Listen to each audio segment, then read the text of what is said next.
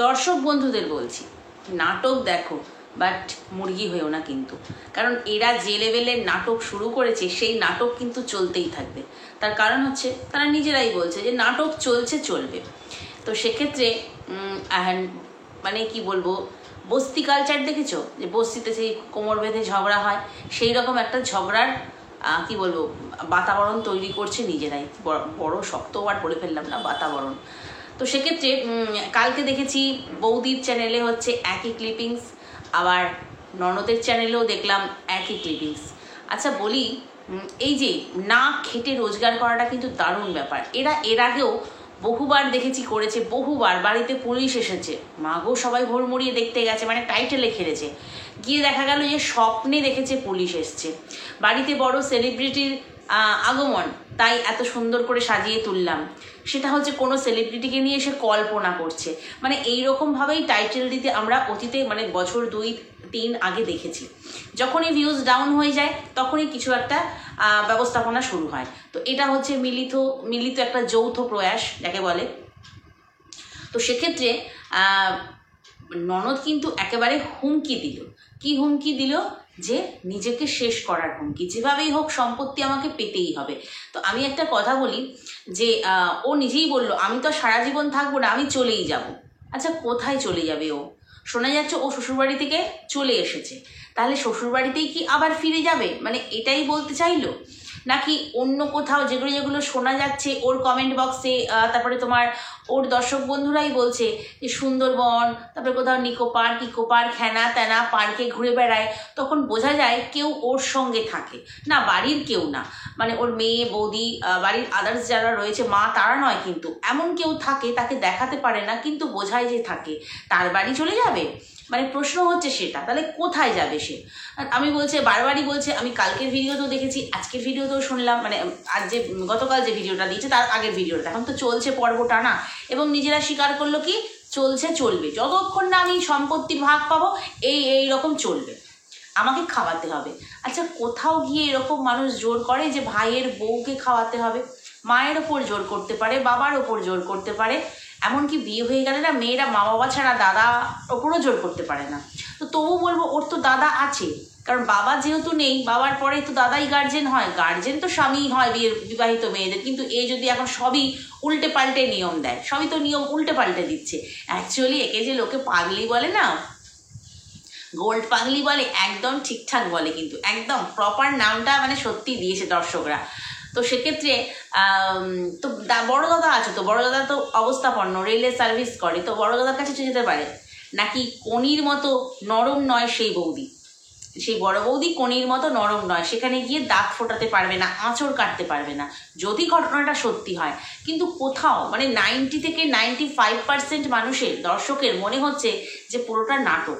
একদম না হলে তোমরা দেখো যে ক্লিপিংস আমরা পেয়েছি, মানে ওদের পারিবারিক ঝগড়ার যে ক্লিপিংসটা আমরা পেয়েছি ননদের চ্যানেল থেকে এবং বৌদির চ্যানেল থেকে, তো সেখানে 3 জনেই দেখতে পাচ্ছ ওড়না গায়ে দেওয়া, ঠিক আছে? শাশুড়ি ওড়না গায়ে দেওয়া, ননদ ওড়না গায়ে দেওয়া, বৌদি ওড়না গায়ে দেওয়া। আমরা সাধারণত মেয়েরা যখন কথা বলি, বাড়িতে আদার্স বাইরের কেউ না আসে, তখন কি আমরা সবসময় ঘরে ওড়না দিয়েই থাকি? নিশ্চয়ই থাকি না। ওই ক্লিপিংসটা মানে তোলা হবে প্ল্যান মাফিক, পরিকল্পনা মাফিক, সেটা কিন্তু পরিষ্কার বোঝা গেছে। এবং ওই একটা জায়গায় শাশুড়ি মা রান্না করছে, সেটা ননদকেও তুলতে হয়েছে মেয়ের দ্বারা। মেয়ে ক্যামেরাম্যান, মেয়ে ফিক ফিক ফিক ফিক করে হাসছে 5 মিনিট 9 সেকেন্ডে না কততে, মেয়ে ফিক ফিক করে হাসছে, যেটা ননদের চ্যানেল থেকে দেখা গেছে। আর এদিকে বৌদিকেও তুলতে হবে, কারণ ওই যে ঝগড়ার কোঁদল যাকে বলে, কোঁদল বস্তি কালচার একদম, মানে কোমর বেঁধে ঝগড়া, তো সেটা হচ্ছে দুতরফকেই তুলতে হবে। তো সেক্ষেত্রে দুজনকেই যেহেতু মানে এরা দিতে হবে, লোকের সামনে দিতে হবে বোঝানোর জন্য, লোকে একেবারে ওড়না ফোড়না নিয়ে ঝগড়া করবার আগে মানে এই যে ভিডিওতে যাবে দর্শককে এটা দিয়ে যে মুরগি বানাবো, ওরা খুব ভালো করে জানতো শাশুড়ির গায়েও ওড়না, রান্না করতে বলেছে শাশুড়ির গায়েও ওড়না, ঠিক আছে? অ্যাকচুয়ালি যখন নাইটি পরে ভিডিও করা হয় তখন কিন্তু সবাই ওড়নাটা নিয়ে নেয়, আর নাহলে ঘরে থাকলে পরে আর ওরা মেয়েরা কথা বলছে, সেখানে ওড়না নেওয়ার প্রয়োজন থাকে না।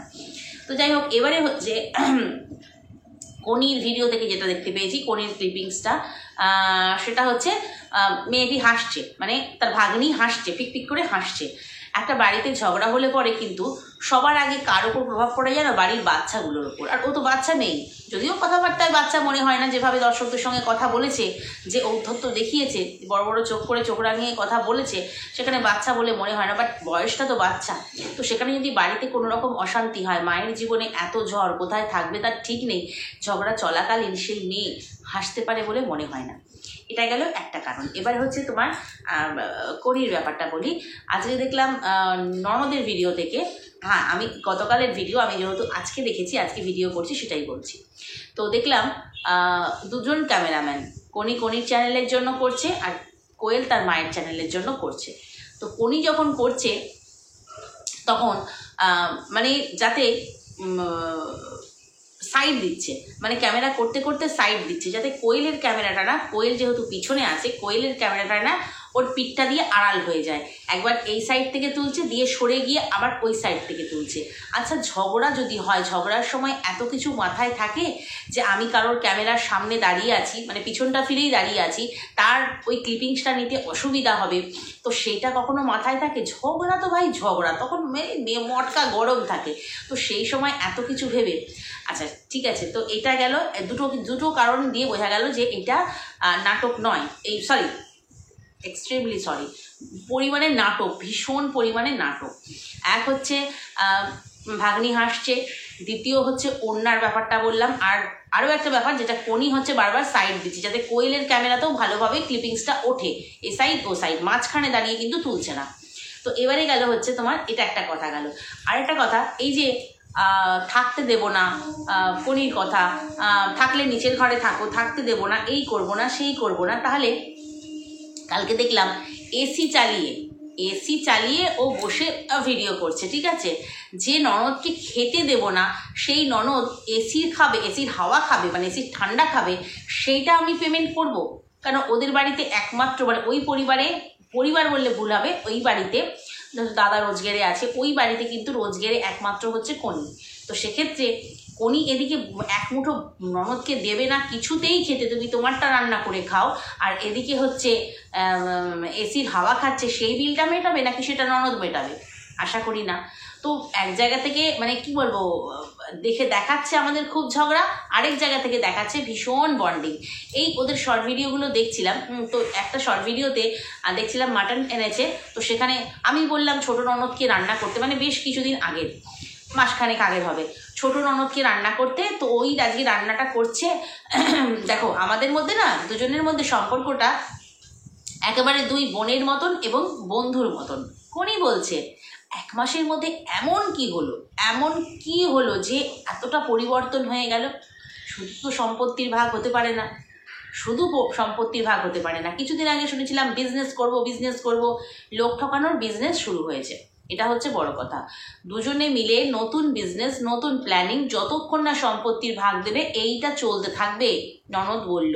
আর বৌদি হচ্ছে আমি যতক্ষণ বাড়িতে আছি আমি সম্পত্তির ভাগ দেব না, সেই জন্য সম্পত্তির ভাগ নিয়ে ছাড়বে বলেই এই ননদ কিন্তু কি বললো, আমি কি করব, আমি কোথায় যাব, আমার কোথাও যাওয়ার জায়গা নেই, আমাকে বিয়ে দিয়েছে, আমাকে দিতে হবে। আচ্ছা বিয়েটা যারা দিয়েছে, বাবা মা দাদা এরা মিলে দিয়েছে, তাহলে তাদের ওপর ব্লেম লাগানো হোক।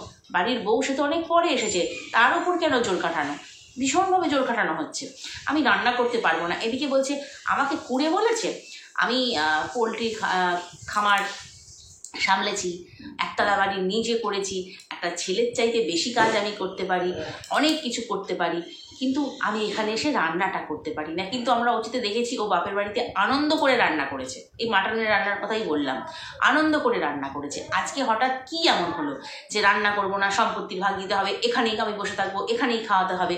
ভাই গল্প ঠিক জমছে না, নাটকের স্ক্রিপ্ট ঠিক জমছে না, আর একটু অন্যরকম সাবজেক্ট নিয়ে নাটকটা করলে মনে হয় ভালো হতো। কারণ ওই যে লোক ঠকানোর বিজনেস, কম খেটে যদি রোজগার করা যায়, কম খেটে কেন বলছি, দেখো এই যে ব্লগিং করতে গেলে ঘরের কাজ করছি, এখানে ক্যামেরার অ্যাঙ্গেল চেঞ্জ করে এখানে ক্যামেরা রেখে ওখানে ক্যামেরা রেখে অ্যাঙ্গেল চেঞ্জ করে ব্লগ করা, আর ওই ক্যামেরা অন করে দিয়ে বসে ব্লগিং করা, তো দুটোর মধ্যে তো অবশ্যই সহজ। অনেকে বলবে তুমিও তো এক জায়গায় বসে বকবক করছো, ওটা ভাই ব্লগিং চ্যানেল আর এটা কন্ট্রোভার্সি চ্যানেল, তো দুটোর তো তফাৎ থাকবেই, দুটোর কথা বলা মানে কি বলবো স্টাইল, কাজের স্টাইল, কথা বলা নয়, কাজের স্টাইলটাও আলাদা থাকবে।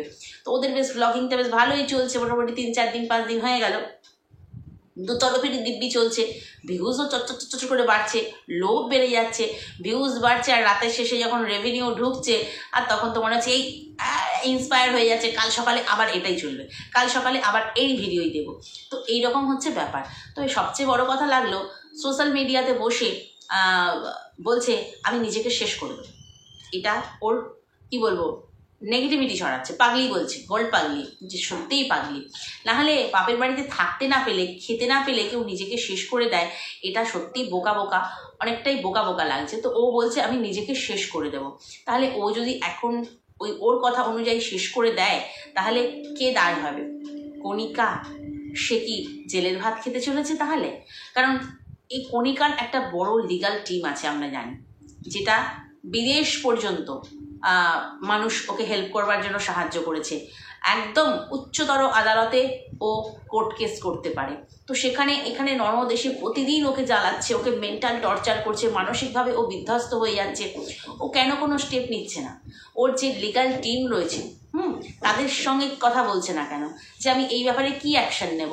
শুধু তো সোশ্যাল মিডিয়াতে এসে বললে হবে না। সোশ্যাল মিডিয়াতে এসে বলছি, রোজ কপচাচ্ছি, ভিউজ হচ্ছে, পয়সা ইনকাম করছি, সেটা বললে তো হবে না। প্রকৃতই যদি অশান্তি হয় দু তরফকেই, একেও যদি বাড়ির ভাগ নিতে হয় তাহলে কি করতে হবে? লিগাল প্রসেসে যেতে হবে।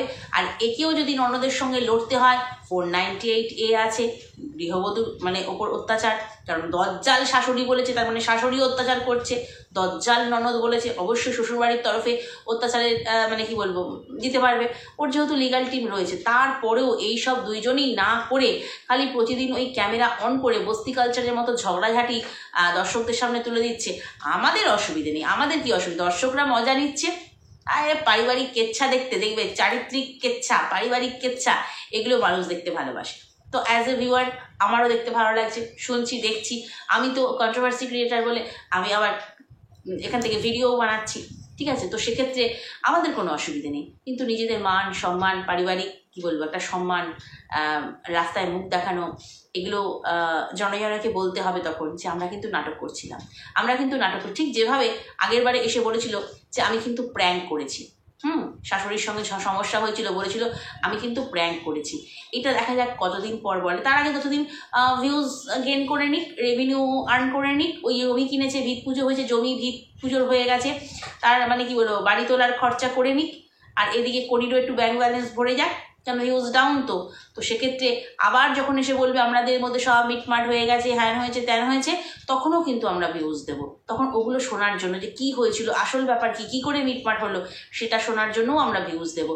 অর্থাৎ চলতেই থাকবে, এই জিনিস চলতেই থাকবে।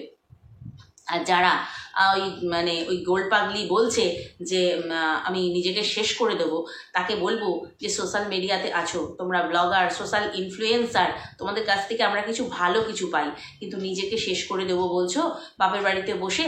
তো ওখানে যদি তুমি কিছু করো, যদিও কিছু করবে না, সবটা নাটক, কথার কথা বলছি, তাহলে তোমার কিন্তু ওই অসুস্থ ভাই, মা, বয়স্কা মা, অসুস্থ ভাই আর বৌদিকে টাইট দিতে গিয়ে ওই মানে নিজেকে শেষ করে দিয়ে বৌদিকে টাইট দেবে, এরকম একটা ব্যাপার। তো সে করতে গিয়ে ওই অসুস্থ ভাই আর বাচ্চা ভাইজি আর হচ্ছে বয়স্কা মা, তাদের কিন্তু 12টা বেজে যাবে। এটাই হচ্ছে কথা। অতএব তোমার যা প্রাপ্য আছে, সেটা বাপের বাড়ি থেকে যতটা বেশি প্রাপ্য আছে, যেখানে তুমি নিজের হাতে নাকি সব কিছু করেছো, ফার্নিচার থেকে একতলা বাড়ি থেকে এভরিথিং তুমি সব কিছু করেছো, তুমি সেখানে গিয়ে দাঁত ফোটাও, তুমি সেখানের প্রাপ্যটা আগে নিয়ে আসো, তুমি খোরপোশটা নাও। যেহেতু ডিভোর্স পেপার রেডি বলেছিল একটা ভিডিওতে, তো তুমি তোমার মেয়ের জন্য খোরপোশ পাবে, নিজের জন্য খোরপোশ পাবে, আইনের দ্বারস্থ হও। এখানে এসে রোজ সোশ্যাল মিডিয়াতে এসে পারিবারিক কেচ্ছা তুলে ধরা, এটা তো মানে পারিবারিক সম্মান নষ্ট করা, এটা হচ্ছে কথা। তো যাই হোক, নিজেকে শেষ করে দেবে। দেখা যাক এরপরে নাটক কোন দিকে গড়ায়, কতদূর জল গড়ায়, কারণ ওরা নিজেরাই বলেছে চলতে থাকবে। তবে ভাই নাটক যদি করতে হয়, মানে কন্টিনিউ করতে থাকো, তাহলে বলবো যে নাটকটাকে আরও বেশি জমিয়ে ক্ষীর করো। পাতলা ঘোল মনে হচ্ছে, নাটককে মনে হচ্ছে পাতলা ঘোল, ঠিক আছে? তো জমিয়ে ক্ষীর করো, নাটক চলবে। তো চলো ভিডিওটা এইখানেই শেষ করি। নেক্সট ভিডিওতে আবারও তোমাদের সামনে আসছি। যদি কোথাও ভালো লাগে লাইক, কমেন্ট, শেয়ার, সাবস্ক্রাইব করে সঙ্গে থেকো। টাটা।